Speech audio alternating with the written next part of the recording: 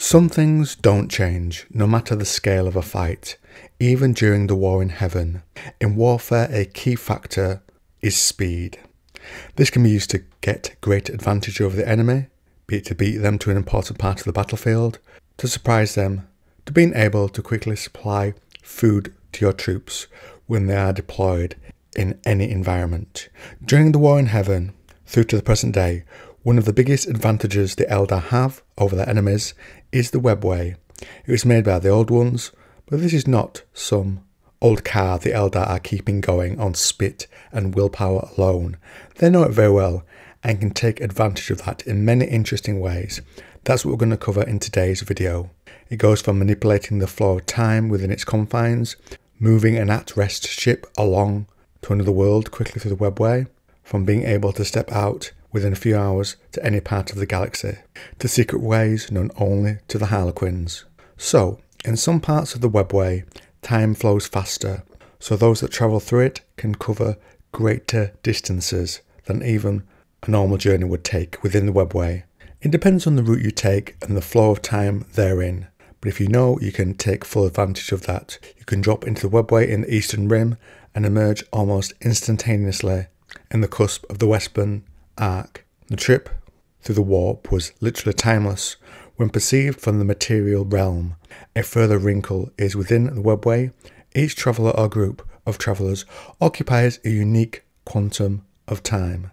Two groups who set out at separate times from separate places could not coincide at the same time and the same place within this galaxy spanning network. The Webway itself could also help Eldari ships through its innards move quicker. The psychic matrix spread out past the skin of the ship, sending tendrils into the fabric of the Webway itself like an anti-gravitic monoshuttle, gripping its rail with electromagnetism, connecting but not quite touching. The ship used the pulse of psychic energy to propel itself along the semi-ethereal route of the Webway. And it's not all just passages. The Eldar also had hub worlds such as Cauduilith. From here, the galaxy is your oyster, anywhere in a few steps, and even though now it's broken down to a much lesser ability to travel, it can still reach very far. At its height, it had hundreds of thousands of portals for any travel occasion. This also applied to the black heart of the Eldar, Komora. The city had originally been made as a transit point into the Webway. The Harlequins have the knack of chatting with the Webway, which they do when some naughty Jakari are being chased by demons.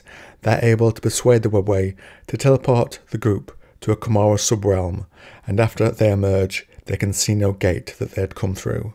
And if you think of that in a military aspect, this would let forces emerge and come through with no comeback from the enemy, as there is not even a gate for them to retreat back through. So it's a bit of a one-way trip, but it gets you where you want to go, and there's no immersion point that the enemy can guard against. Kegarak has taught the Harlequins this trick, which no others know. One Eldari even uses this to get the wards of the powerful Thousand Suns sorcerers and go past them. It's not just the portals that help you get around. There are also portable Webway entrances, such as the Runic Gate, a portable key for entering the Webway.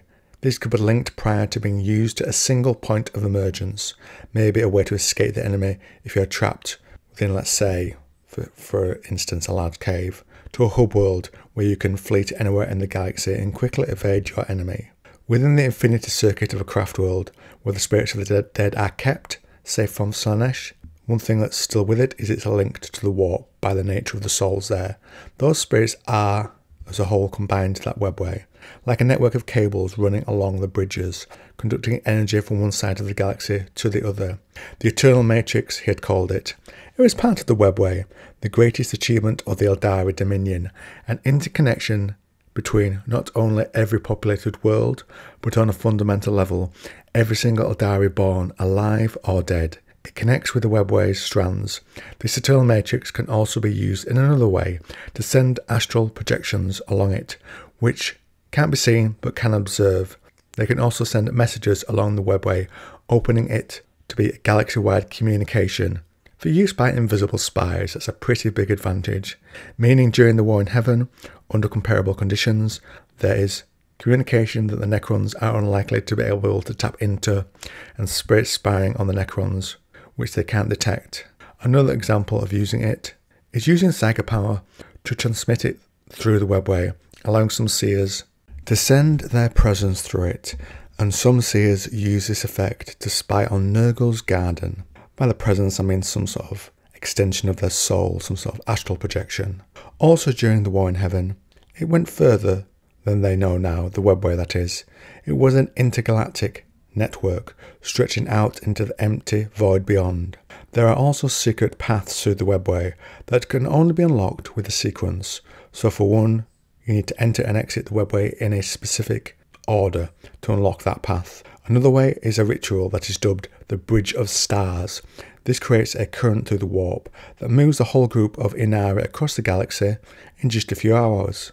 The Seers gambled much if the ritual went awry.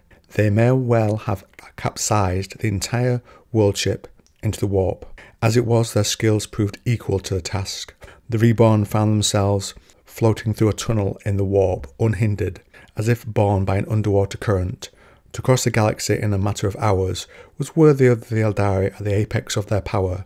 To do this you needed a whole council of seers, where you're aiming to emerge, a handy nearby warp storm, and also to draw on the power of past seers. So not likely to happen often, but insight into the true potential of the Webway itself. And another trick the Eldar can do to enter is with Eldar ships. By creating a Webway bubble around their ship, they can shift them from the materium directly into the Webway itself. A whirling hole appeared in reality. At the nose of the craft, the vortex grew wider, spinning faster and faster. A few heartbeats later, the Skyne runner slipped forwards into the tear, propelled by the thoughts of Elimineth. Unlike other Elder craft, the Skyne runner was not restricted to existing strands and tunnels of the Webway. It burrowed through the gap between the material universe and the warp, opening up its own passageway before it. The walls of the delving collapsed behind as the craft passed on. Elimineth was in control of the ship, his mind linked to the swirling energies of warp space. Looking at them as no other could, not even a Farseer could witness the warp in its raw form. The White Seer saw clashing energies, waves and tides of pure emotion and psychic power crashing against each other. Through the maelstrom of colours and textures he located the slender fibres of the nearby Webway and steered the ship towards them. For the shortest moment the Skyrunner had to pass into the pure immaterium, allowing it to bypass the shielding walls of the Webway under the White Seer's guidance. Elimineth felt a freezing sensation, the spirit stone at his breast throbbing hot as he hardened the psychic shell around the ship during its brief translation.